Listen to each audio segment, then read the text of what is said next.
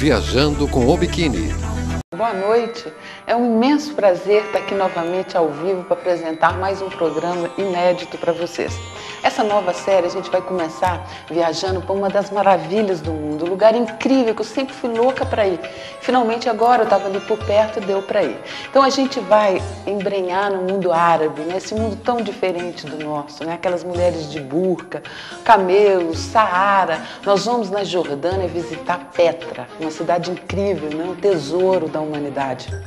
Essa viagem nossa começou por Amman, a capital da Jordânia, uma cidade agitada, assim, nova e antiga. Depois Petra, que a gente vai ver hoje, e a gente continuou pelo deserto, atravessamos o Saara, fomos quase a fronteira com Israel para ir ao Mar Morto, mergulhar não, boiar, naquele mar super salgado que a gente não consegue mergulhar. Mas hoje a gente vai visitar Petra, que é o lugar assim mais incrível da Jordânia, é o que atrai mais turistas.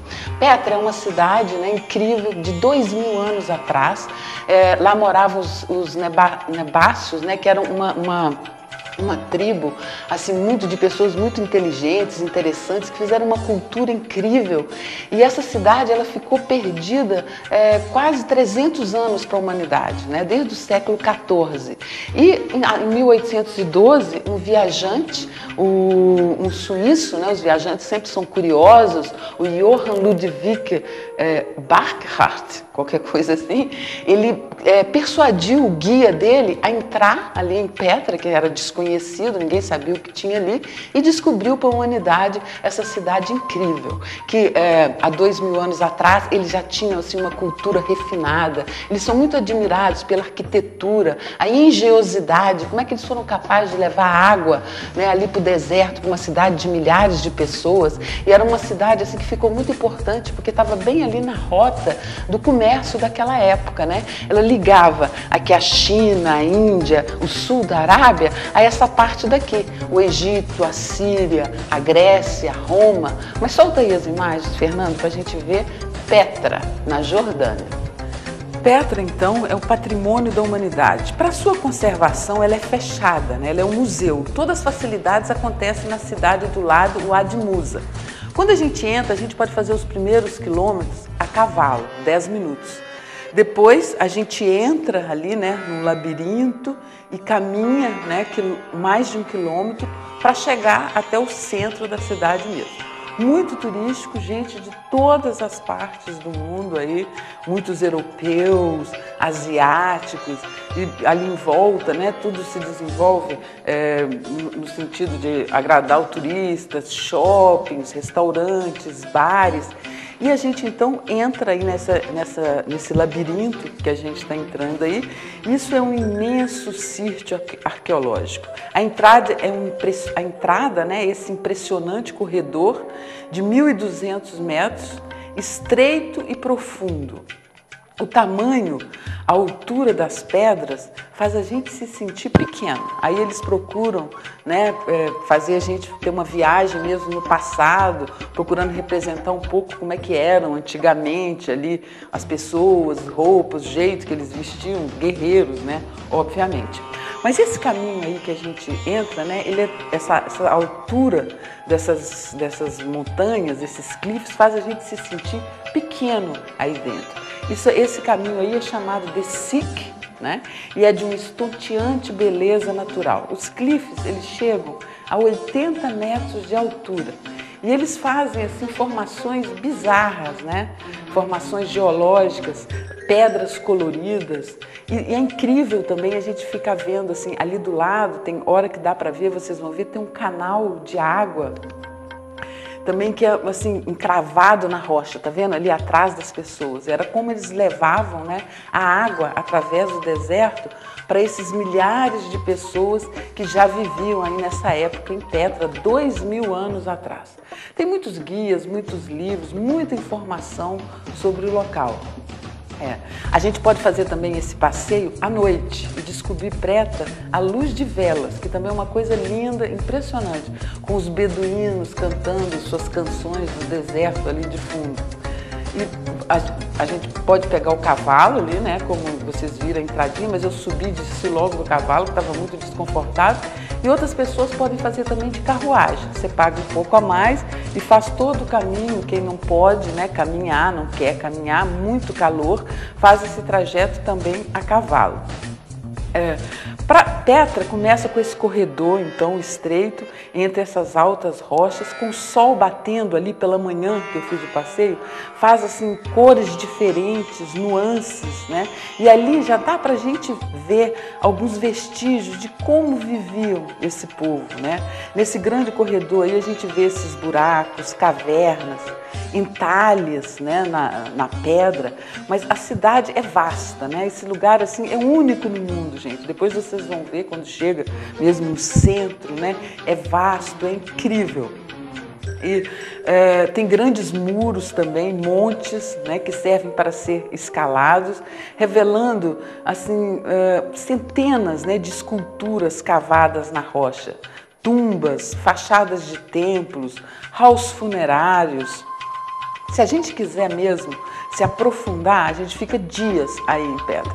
O mínimo para conhecer o mínimo, para chegar no ponto principal, são 4, 5 horas, né? A gente caminha esses 1.000 quilômetros aí, toda hora essas carruagens passando, mas um dia inteiro, né, para conhecer tudo. Mas se a pessoa fica aí, eles aconselham, dizem que 3 dias é bom.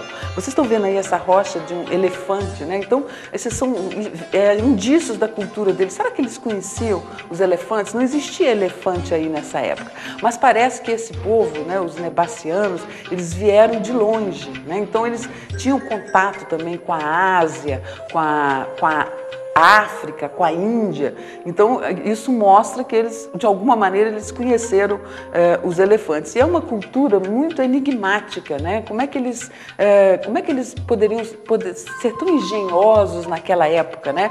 Eram tribos vinham lá da Península Arábica que se instalaram aí e ficaram muito poderosos, dominaram tudo ali em volta. E a gente então continua andando por esses corredores, né? Tendo assim dicas, né, sobre essa civilização. Depois a gente vai ver ali algumas esculturas, até chegar no ponto principal que vocês vão ver ali, que é o lugar onde foi gravado o filme do Indiana Jones e a Última Cruzada, né? Muito famoso, que tornou o lugar mais famoso ainda. Aqui no Brasil também já teve até alguns anos atrás uma novela que o início dela foi gravada em Petra também, umas modelos, muito bacana, alguns de vocês devem lembrar. Isso aí são alguns restos, né, de escultura, são só vestígios, vocês imaginam, isso aí ficou 300 anos, né, coberto, né, por terra, por tudo. Então não tem assim tantas coisas, mas tem ainda um anfiteatro para 3.000 pessoas, que dizem que depois ele foi destruído, reconstruído para 7.000 pessoas. Algumas coisas mesmo impressionantes a gente vai ver aí. Tem palácios, né, palácio-tumba, né, em estilo romano, né, tem também o Kars Albint.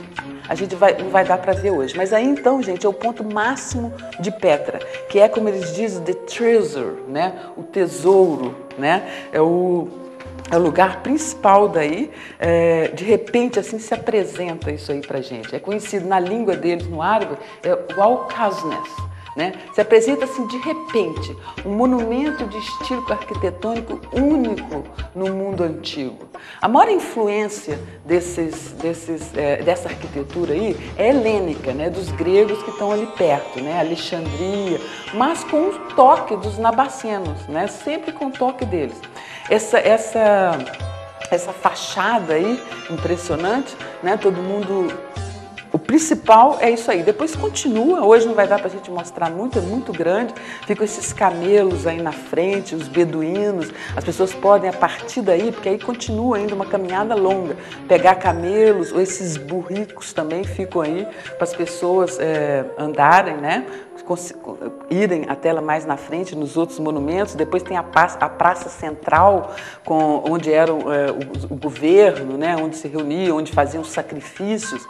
Mas esse Al-Kazner, né? Esse principal prédio aí, ele tem 30 metros de largura e 43 metros de altura, né? É uma coisa incrível. Os camelos, vocês veem, o artesanato deles é incrível, né? Os tapetes, as tapeçarias do deserto, feito ali pelo povo rural da Jordânia, é uma cultura riquíssima, né? Os tapetes são lindos, né? Essas bolsas de colocar nos camelos, todo mundo fica louco. E os camelos, né, são esses bichos pacíficos, né? Ali depois a gente vai ver grandes caravanas passando, depois atravessando o deserto, sempre camelos pastando. É o animal que mais se adapta, né? Os camelos e as cabras, é esse clima árido, seco do Nordeste. Mas essa estrutura, então, como eu disse, tem 43 metros de altura. E é de tirar o fôlego, né? Porque assim foi esculpido, né, no século I a.C. Dizem que isso era uma tumba de um importante rei nabaceno. Alguns acreditam, alguns estudiosos, que mais tarde ela foi usada também como templo. E a fachada, né, elaborada, incrustada, representa bem, né, a engenharia genial desses nabacenos. Esse negócio, né, das caravanas no deserto era um negócio muito bom. E os nabaceanos, eles tiveram então um reinado poderoso. Eles chegaram, se estenderam ali até Damasco, até o Monte Sinai, pegaram um pouco do deserto de Negev, ali perto também. Porque, gente, não era fácil reinar e manter o poder nessa época, né? Porque essa região aí, você sabe, elas eram dominadas pelos gregos, depois pelos poderosos romanos. E as pessoas, né, para manter ali a independência deles, eles tinham assim que lutar mesmo feio. E às vezes não só lutar, né, tinham também que ser diplomáticos, né, para manter a situação deles. Mas não teve jeito, apesar de todo o poder deles. No ano de 106 a.C., eles se tornaram parte do Império Romano, né? Trajano, o imperador romano, anexou, né, Petra ao Império. Mas mesmo assim, pertencendo ao Império Romano, eles continuaram a florescer um pouco mais, se desenvolveram bastante, até depois começarem, né, a ruína, né? Por exemplo, eles comerciavam muito incenso, a mirta. Depois, com a Igreja Católica se estabelecendo no cristianismo, acabou esse comércio. Outras rotas também foram abertas ali perto. Isso também enfraqueceu um pouco o comércio deles.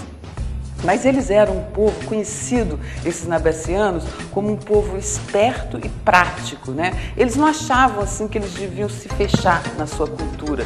Eles foram abertos para outras influências, né? Adotando outros costumes de outros povos, mas ao mesmo tempo mantendo sempre aquele toque deles. Essa cultura aí, por exemplo, tem grego helênico, mesopotâmio, muita influência ali do lado. Uma simples caminhada, né, por Petra mostra pra gente tudo isso, né? A importância desse povo, né?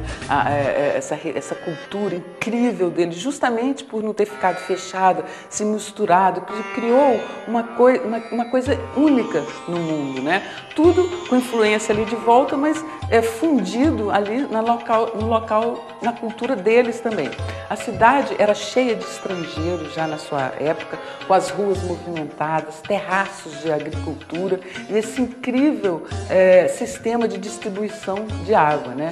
Fora os templos, teatros para milhares de pessoas, altares, aquadutos. Vocês imaginam, né? Morava em Petra nessa época, no auge, 20 mil habitantes, né? Ali no meio do deserto. E eles fizeram esse sistema de levar água que hoje em dia seria suficiente para abastecer uma cidade com uma população de 100 mil pessoas, né? E eles abasteciam esses 20 mil pessoas, quer dizer, eles ainda tinham fartura de água no deserto, na verdade. E eles foram também destruídos por um terremoto no ano 363 a.C., mas depois foi reconstruído, né? Como todas essas regiões aí do mundo. Tá bom demais, Fernando? Então, gente, é isso aí. Hoje eu vou ficando por aqui. Espero vocês no próximo programa. Porque além desse mergulho no mundo árabe, nós vamos ver agora Amman, o Mar Morto, também fiz uma viagem super bacana para o segundo mundo. Nós vamos ver Budapeste, na Hungria, Sarajevo, Belgrado, Bratislava, um monte de programa interessante. Um beijo bem grande. Até a próxima quinta-feira. Tchau.